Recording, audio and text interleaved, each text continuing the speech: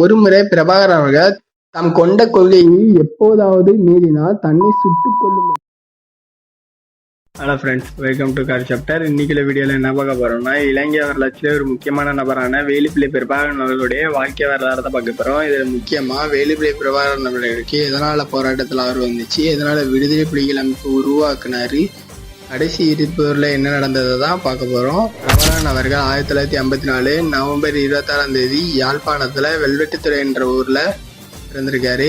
இவர் இளம் வயதிலேயே தமிழர் போராட்டங்கள்ல அதிகமாக கலந்து கொண்டிருக்காரு. எதனால இவருக்கு போராட்டத்தில் ஆர்வம் வந்துச்சுன்னு பார்த்தீங்கன்னா, 1943 பிரிட்டனுக்கு எதிராக இந்தியாவில் ஆயுதமேந்திய போரில் சுபாஷ் சந்திர போஸ் மற்றும் பகத்சிங் அவர்களோட வாழ்வு தன்னை ஈர்த்ததாக ஒரு நேர்காணலே பிரபாகரன் அவர்கள் கூறியிருக்காரு. இப்போ பிரபாகரன் அவர்களுடைய முதல் ஆயுத இந்திய போர் பார்த்தீங்கன்னா 1975 யாழ்ப்பாணத்தோட மேயராக இருந்த ஆல்பர்ட் துரைப்பா என்பவரை கொண்டாரு. அதுக்கப்புறம் 1976 மே 5 ஒரு புதிய அமைப்பாக கட்டுப்படுத்தி அதுக்கு தமிழ் புலிகள் என்று பெயர் மாற்றப்பட்டது.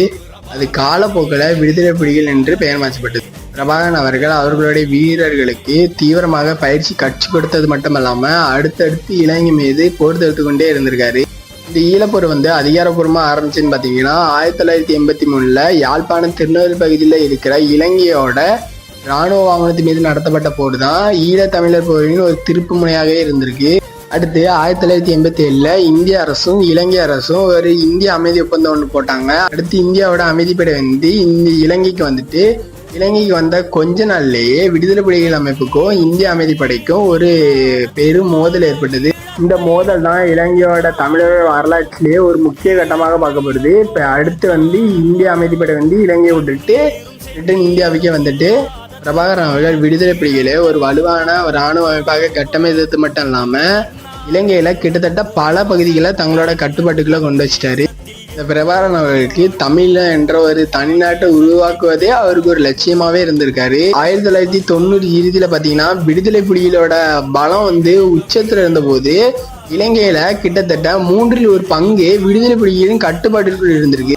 அடுத்த கட்டமாக விடுதலை புலிகள் யாழ்ப்பாணத்தை தலைமையிடமாக கொண்டு ஒரு தனி அரசியல் ஒன்று கட்டுப்படுத்தி அதில் தங்களோட சொந்த சட்டத்திட்டங்கள், வங்கி, காவல்துறை போன்ற எல்லாத்தையும் அப்படி கட்டமைச்சு வச்சிருந்திருக்காங்க.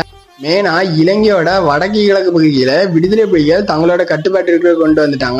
இதுல ஒரு முக்கியமான பாயிண்ட் என்னன்னு பார்த்தீங்கன்னா, ஒருமுறை பிரபாகரன் அவர்கள் தம் குழுவில் தாம் கொண்ட கொள்கையை எப்போதாவது மீறினால் தன்னை சுட்டுக் கொள்ளும்படி தனது குழுவில் உள்ளவர்களுக்கு உத்தரவிட்டுள்ளார் பிரபாகரன் அவர்கள். அப்ப பாத்துக்கோங்க, பிரபாகரன் அவர்கள் தமிழ் மேல எவ்வளவு பச்சு வச்சிருந்திருப்பாரு. அதனாலதான் இந்த இதையே சொல்லியிருப்பாரு பாருங்க. இளைஞர் ராணுவம் 1995 ஆபரேஷன் ரிவரேஸ் மூலம் யாழ்ப்பாணத்தை கைப்பிச்சிட்டாங்க. இது விடுதலை புலிகளுக்கு பெரிய பின்னடைவா இருந்துச்சு பாத்துக்கோங்க.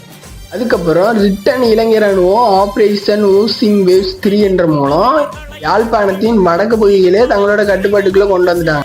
விடுதலை புலிகளுக்கு ஒரு பெரிய இழப்பாக எப்பன்னு பார்த்தீங்கன்னா 2007 கிழக்கு மாகாண தளபதியான பானுவை இளைஞர் ராணுவம் சுட்டு கொண்டுட்டாங்க. இது அவங்களுக்கு ஒரு பெரிய இழப்பாக இருந்துச்சு. அடுத்து 2009 விடுதலை புலிகளின் நிர்வாக தலைநகரான கிளிநொச்சியை இளைஞர் ராணுவம் கைப்பற்றியது. விடுதலை புலிகளின் கட்டுப்பாட்டில் இருந்த பல பகுதிகள் நாளுக்கு நாள் சுருங்க தொடங்கிட்ட. கடைசியில முள்ளிவாய்க்கால் பகுதியில விடுதலை புலிகள் அமைப்புகளை சுற்றி வளைக்கப்பட்டார்கள். இதுல கடைசி போர் மே 18 நடந்தது. அன்று பிரபாகரன் அவர்களே 18 நாட்கள் உதவியுடன் இலங்கை ராணுவம் தோற்கடித்து கொல்லப்பட்டார்கள். விடுதலை புலிகளின் அமைப்பு முடிவுக்கு வந்ததாக இலங்கை ராணுவம் ஒரு அதிகாரப்பூர்வமான ஸ்டேட்மெண்ட்டை வெளியிட்டிருக்கு. இந்த மாதிரி இன்ட்ரெஸ்டிங்கான கண்டென்ட்டுக்கு கார்த்தி சாப்டர் சேனலை சப்ஸ்கிரைப் பண்ணிக்கோங்க. அப்பதான் நான் போடுற வீடியோ உங்களுக்கு சீக்கிரமா வரும். ஓகே ஃப்ரெண்ட்ஸ், நாளைக்குள்ள வீடியோல பார்க்கலாம்.